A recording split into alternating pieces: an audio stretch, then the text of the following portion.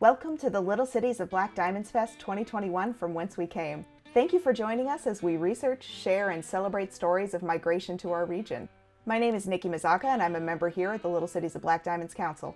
So far this week, our historians have shared with us their research and their wonderful presentations on migration to the Little Cities region, how the population changed over time, and what drew people here in the first place. We want to end our festival this year by zooming in and sharing personal histories from folks in the Little Cities area. One of our storytellers is Tom Toki, originally of Congo and Corning, Ohio.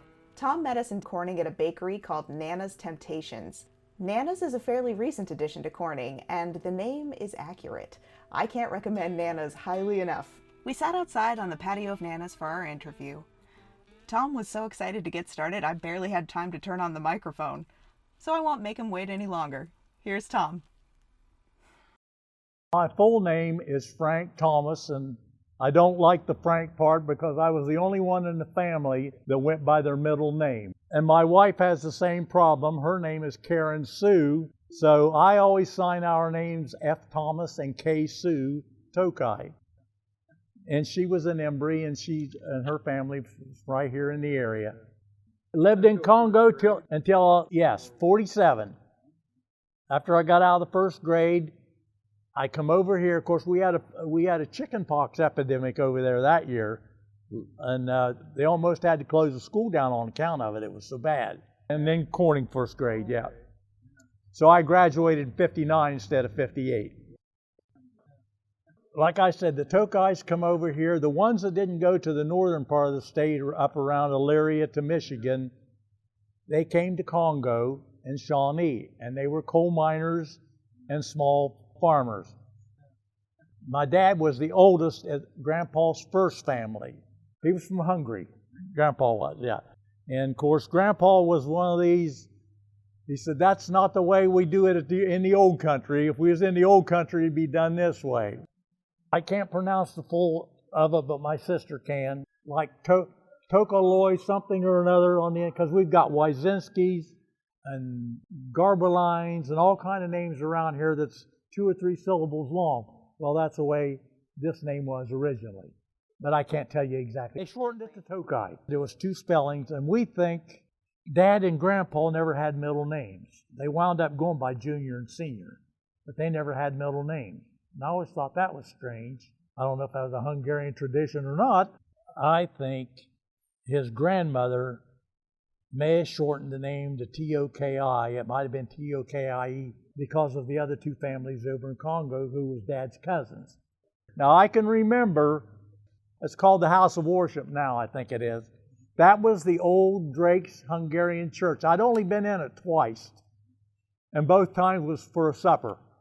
A get-together. But I think that's where Dad went in the summertime.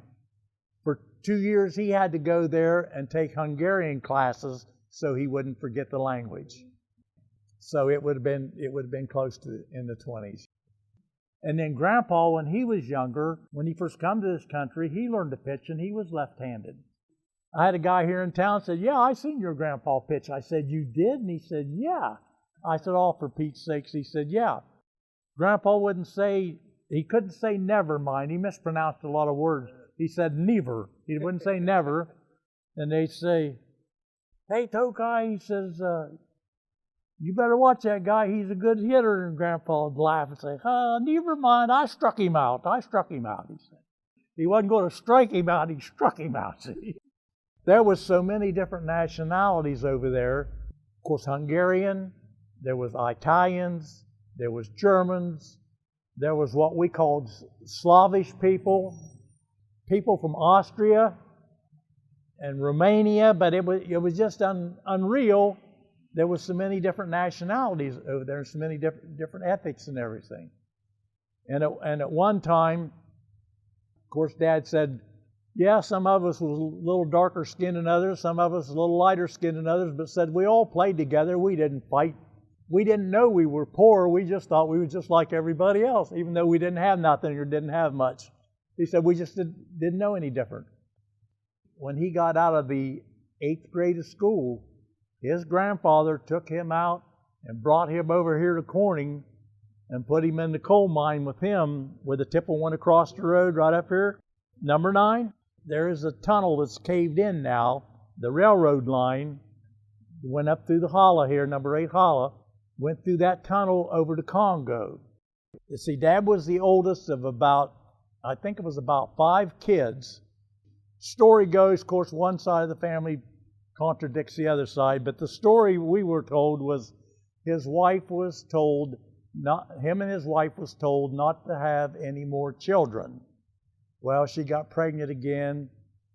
The mine had shut down. He didn't drive. He was working away the day she died, or the week she died. Her and the baby died, put them in the casket together, and buried them together. Grandpa got home on a train the day of her funeral. Of course, my grandma, who I never knew because Dad was just young when this happened, like I said, he was the oldest. His maternal grandmother was very upset about that. I don't know how many weeks or months went by, but there was a lady over in Congo. The story goes that there was no courtship. He just went up to her and says, I got kids that need a mother. You got a little girl that needs a dad. Let's get married. In the funeral home, you took them over there. I can remember my dad going up to, it was a cousin's house. They couldn't get the casket in through the door. And these were real small rooms because they were company houses. They were all built alike.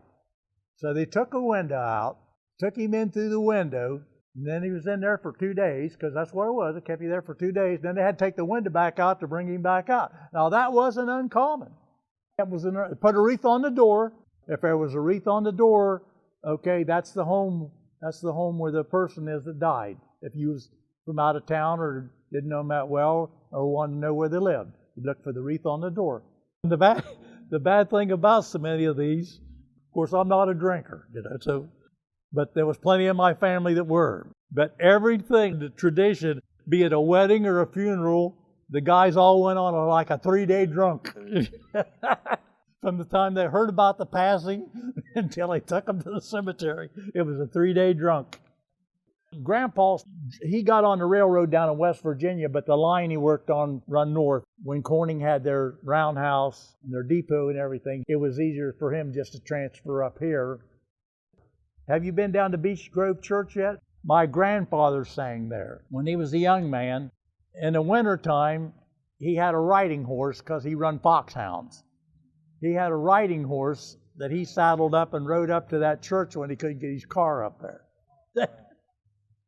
We always said he was Scotch, but relatives said, no, we're not Scotch. He said, we are Welsh. He's a Haskins. He retired off the railroad. He worked on the old New York Central Railroad and come up here from West Virginia. But he and his siblings were born in Arkansas.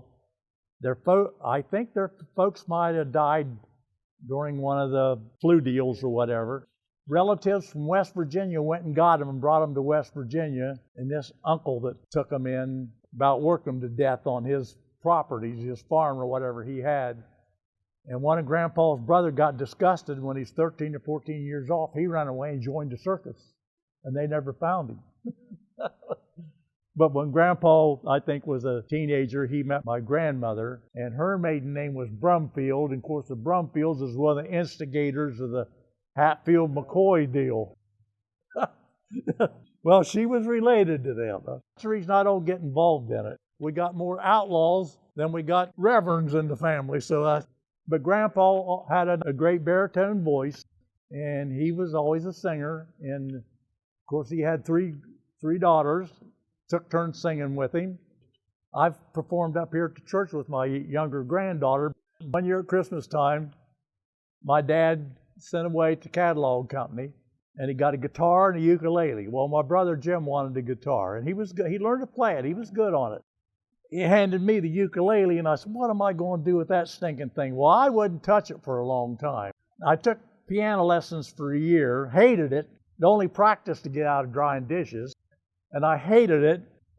Cost me $1 a lesson, $1 a week to get a piano lesson, and finally Mom said, No, she said, you're not interested in it. Well, Brother Jim would come in and watch me practice, and then he'd sit down and he'd play what I play by ear. He learned to play by ear, and he was very good. You was asking me how long I'd been singing. My mother had this deal. Me and Jim was fooling around up the house one time, and we started saying, now we was in grade school, and she came in and she says, hey. She says, one of you boys has got to start singing harmony. What? We can't have two of you singing the lead, the same part. You're not in a chorus, it's duet. One of you has got to sing. So we both learned how to sing harmony, and we would take turns. Now I do this with my grandkids. Lord, I'm just a baritone who's trying to sing bass. Grandpa farmed with a team of horses. And I loved that, going out there in the summertime. If me and Jim would sing to him, he would let us get on the team of horses, and we'd harmonize and sing the old cowboy songs to him. He got the biggest kick out of that. Now, as long as it wasn't too dangerous, the machinery, while the horses pulled it, he would let us ride that. We would sing them old songs, yeah, me and Brother Jim would. And I asked him one time, after they got a tractor, after Jack got old enough to drive, I said, hey, Grandpa, you like that tractor? Because I was just starting to drive then, and he said, no.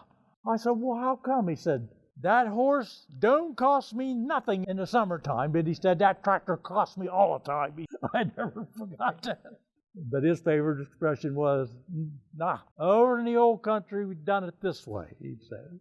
When I asked Tom why he thought these personal histories are important, he stressed his worry about what will be forgotten if they aren't told. I don't like the deal now that the kids in school don't even know what the Second World War was about. And now they won't know what the Vietnam War was about. And I'm of that age bracket, even though I didn't serve overseas or anything. I'm in that age bracket.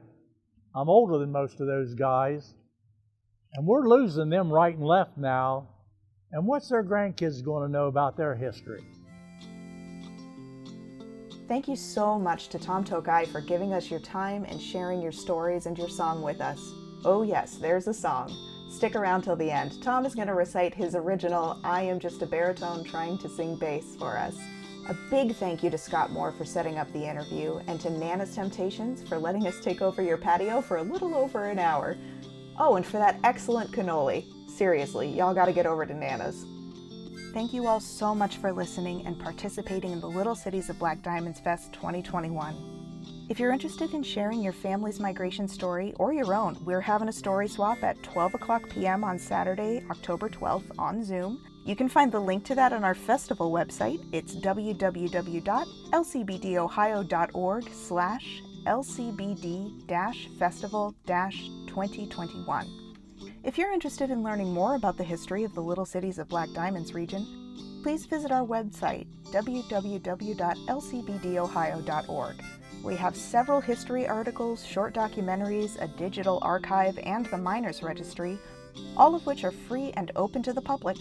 If you have a question, you can fill out our Ask an Historian form online and we'll be happy to answer it for you. Without further ado, here's Tom Toki reciting the lyrics to I Am Just a Baritone Trying to Sing Bass. Lord, I'm just a baritone who's trying to sing bass. Like to sing your praises, Lord. Please bless us with your grace. Try to spread your message and keep the holy faith. Lord, I'm just a baritone who's trying to sing bass. And then I chant the other part. I said, I got this call one summer's eve back several years ago. Said, Tom, we're looking for a harmony singer. We need someone who likes to sing low. But I said, no, I don't think so. But I got a second persistent call. And I've been with these folks ever since, and I've had myself a ball. Now, Clyde's our lead singer. He's in that second tenor zone. And Al sings lead also, but like me, he's baritone.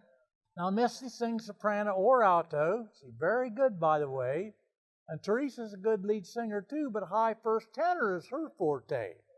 And when those ladies duo up in their close harmony thing, if you close your eyes and listen, I think it's how the angels sing. So that fills up our music staff in the treble clef. So I got to find something to do. Just sing what's left. and then I do this chorus again, but the third verse is the killer because I had help on the line on this. So it's the Harold sang bass with the Statler brothers. Of course, he's gone now. Harold sings bass with the Oaks. We've lost George Yonts and J.D. Sumner and some more of them low singing folks. But the one that still amazes me, and he continues to confound, was that little fella with a real deep voice. He used to be with Ernie Haas and the Signature Sound. He's with a different group now. So I want to thank this musical family because I love them each and all. And thanks again to Teresa because she made those 2 phone calls. Now, I've told them who and what I want when the Lord says it's time to go. But Al said, wait a minute, Tom, wait a minute. If we contacted all the people you want to show up and they done all the songs you wanted, your service is going to turn into a 2-day show. And I include that in it, and that's the hit of the song right there.